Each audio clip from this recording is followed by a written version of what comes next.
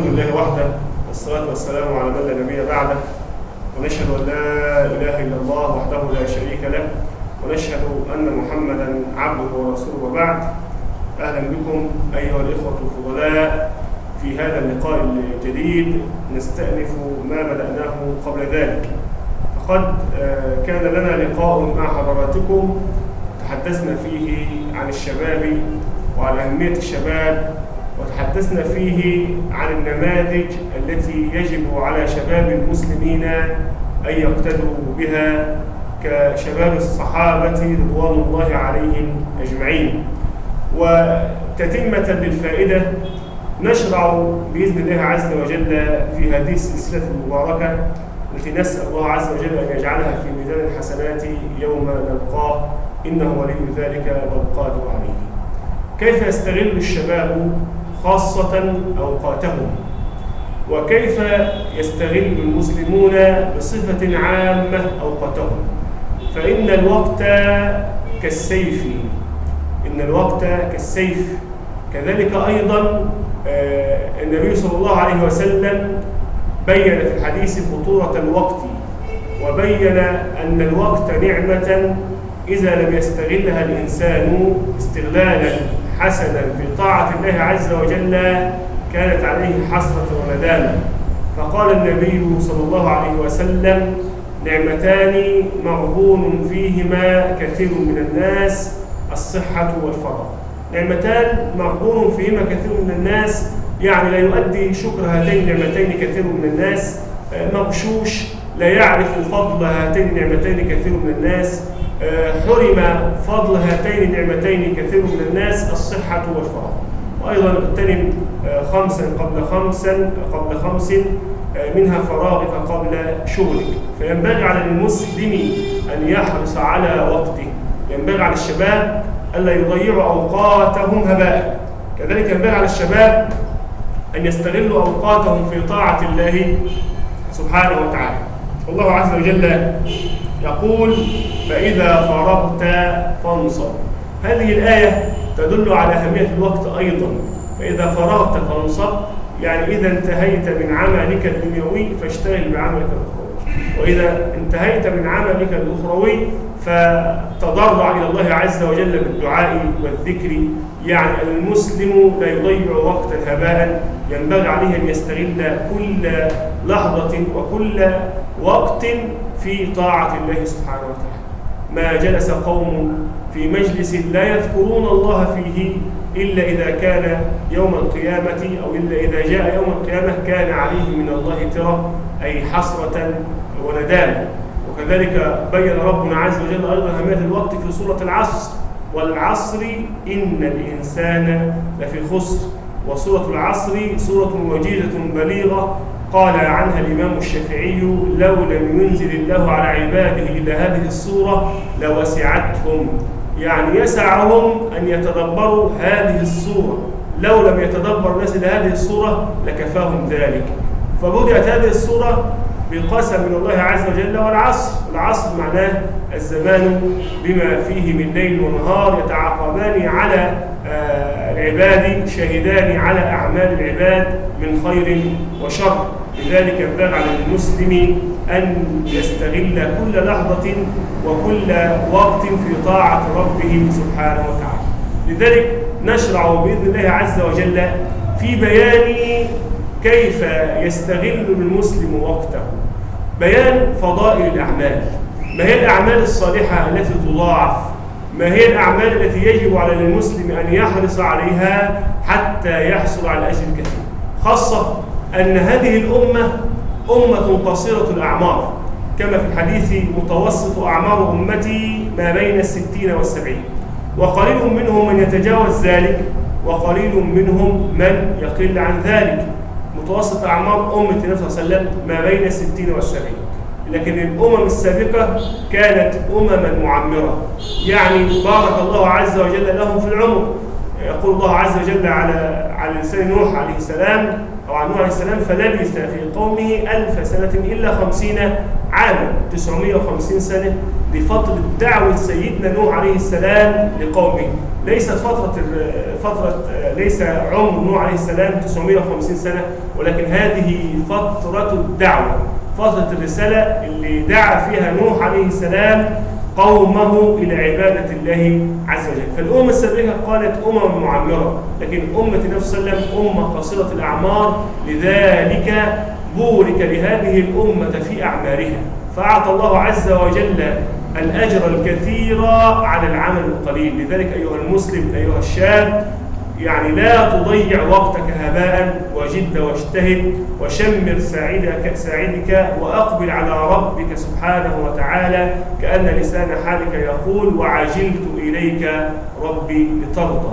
لا تضيع فرصة، لأنك لا تدري هل يأتي عليك زمان آخر، لا تدري هل تعيش يوما آخر، لا تدري هل يأتي عليك رمضان آخر، لا تدري هل تصلي صلاة أخرى. فإن الإنسان منا لا يدري عمره متى سينقضي، فإذا جاء أجلهم لا يستأخرون ساعة ولا يستقدمون، إنما نعد لهم عدا. هذه أنفاس معدودة يحصيها ربنا عز وجل علينا، فيجب عليك أن تحرص عليها، يجب عليك أن تحرص على هذه النعمة التي أعطاك الله عز وجل إياها. ماذا تفعل أيها الشاب؟ وكيف تستغل وقتك؟ وما هو العمل الصالح الذي يجب أن تبادر إليه؟ وما هو المشروع الخيري الذي يجب أن تحرص عليه حتى تنال رضوان ربك سبحانه وتعالى؟ نحن الآن في شهر شعبان، واليوم هو 4 من شهر شعبان، وليلة 5 من شعبان أيضا. يعني نحن في ليلة 5 من شعبان، وبقي على رمضان القلة القليلة. ماذا ستصنع في هذه الأيام الباقية؟ وكيف ستدخل على رمضان؟ وبأي شيء تدخل على رمضان؟ كل واحد منا أو كل إنسان تاجر إذا أراد أن يعني يقوم بعمل مشروع، أو أراد أنه هو يفتح تجارة، أو أراد أنه هو يفعل شيء أو يشتري شيء معين، يأخذ بأسباب النجاح. فإذا به يذهب ويدرس المشروع ويضع دراسة جدوى للموضوع اللي هو أو المشروع اللي هو سيقوم بفعله، ويشوف المكان المناسب اللي هيأجر فيه دكان مثلا أو محل، ويشوف البضاعة اللي هيشتغل فيها، ويشوف المكان اللي هو مناسب اللي الناس بتكون كثيرة فيه أو فيه قوة شرائية، ويبدأ يشوف هيجيب البضاعة منين، وعايز يدور على بضاعة مستوردة عشان تعجب الناس. شوف ده كله أخذ بالأسباب في أمر دنيوي عشان يربح الإنسان في الدنيا. فمن باب أولى أخي ينبغي عليك أن تحرص على الآخرة. خذ بأسباب النجاة في الآخرة. متى ستأخذ بأسباب النجاة إذا لم تأخذ بها الآن؟ متى ستأخذ أيها المسلم، متى ستأخذ أيها الشاب بأسباب النجاة والسير إلى الله سبحانه وتعالى والنجاح والفلاح إذا لم تأخذ بها من الآن؟ لابد أن تتأهب الآن. بقي على رمضان أيام قلائل، فينبغي عليك أن تبحث عن قلبك من الآن حتى تجده في رمضان. ينبغي عليك أن تبحث عن قلبك من الآن حتى تجده في رمضان، فاستعن بالله ولا تحجز. أولا ينبغي على كل مسلم أن يجعل كتاب الله عز وجل نصب عينيه، القرآن الكريم. هذا الكتاب المبارك، هذه الهدية التي نزلت إلينا من ربنا سبحانه وتعالى هدية إلى الأمة المحمدية، قرآن كريم، كتاب الله سبحانه وتعالى الذي جعل الله عز وجل لنا فيه أجرا عظيما، وجعل الله عز وجل لنا فيه بركة وخيرا كثيرا. فينبغي علينا أن نستغل كتاب الله عز وجل، وأن نقرأ كلام الله سبحانه وتعالى، وينبغي علينا أن نتدبر معاني القرآن، وينبغي علينا ألا نهجر كتاب الله سبحانه وتعالى. فإن النبي صلى الله عليه وسلم يشتكي إلى ربه هجر أمته القرآن، وقال الرسول يا رب إن قوم اتخذوا هذا القرآن مهجورا، يعني اتخذوا هذا القرآن مهجورا، تركوا قراءة وتدبر كتاب الله سبحانه وتعالى. لذلك كما قال شيخ الإسلام ابن تيمية رحمه الله: من لم يقرأ القرآن فقد هجره، ومن قرأ القرآن ولم يتدبر معانيه فقد هجره، ومن قرأ القرآن وتدبر معانيه ولم يعمل بأحكامه فقد هجره. لذلك ينبغي علينا أن نقرأ كتاب الله عز وجل وأن نتدبر معانيه وأن نعمل بأحكامه حتى نكون من الفائزين وحتى نكون من الناجين. أولا ينبغي عليك أن تعرف فضل تلاوة القرآن وفضل قراءة القرآن، بل شرف الله عز وجل هذه الأمة بالقرآن. هذه الأمة تسمى بأمة القرآن لأن الله عز وجل أنزل على نبيه القرآن، أنزل على نبيه خير خلقه أفضل رسل الله عز وجل، أنزل عليه أفضل كتاب. هذا الكتاب فيه نبأ من قبلنا وفيه خبر ما بعدنا وفيه حكم ما بيننا. هذا الكتاب المبارك كتاب أنزلناه إليك مبارك ليتدبروا آياته، أفلا يتدبرون القرآن ولو كان من عند غير الله لوجدوا فيه اختلافا كثيرا. ما أنزل الله عز وجل القرآن لنعلقه على الجدران كزينة أو لنضعه كحجاب في عنق الحيوانات أو نضعه في السيارات تبركا به، إنما أنزل علينا القرآن حتى نتدبره، حتى نقرأه، حتى نعمل بأحكامه، حتى نتدبر معانيه. ينبغي عليك أن تقرأ كتاب الله عز وجل وأن تتدبر معانيه.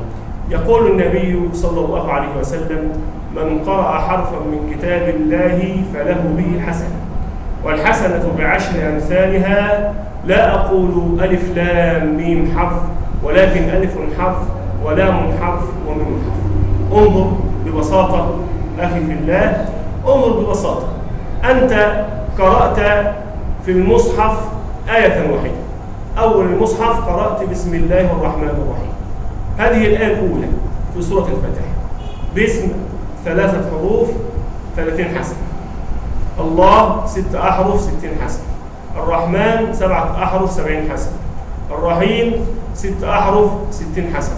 انظر إلى هذه الآية البسملة فقط، انظر كم من حسنة فيها مع كل حرف. طيب شوف بس بسم الله الرحمن الرحيم حوالي أو أكثر من 220 حسنة. طيب لو كملت بقى كده: الحمد لله رب العالمين الرحمن الرحيم، شوف الحمد كم حرف وكم حسنة، ولله كم حرف كم حسنة، الرحمن كم حرف كم حسنة. طب لو أنت قرأت جزء في اليوم، شوف الجزء كم كلمة والكلمة كم حرف، والحرف ب10 حسنات إلى 700 ضعف، والله يضاعف لمن يشاء. يبقى الإنسان لابد أن يشغل نفسه بما ينفعه. فأول شيء ينبغي عليك أن تحافظ عليه في وقتك، أن تحافظ على وردك من القرآن، أن تحافظ على وقتك مع القرآن، أن تحافظ على فضل تلاوة القرآن. هذه هي النصيحة الأولى وهذه الهدية الأولى، وبإذن الله عز وجل نكمل هذا اللقاء مع حضراتكم في وقت لاحق وفي حلقة أخرى بإذن الله عز وجل. أترككم في رعاية الله وأمنه، والسلام عليكم ورحمة الله وبركاته.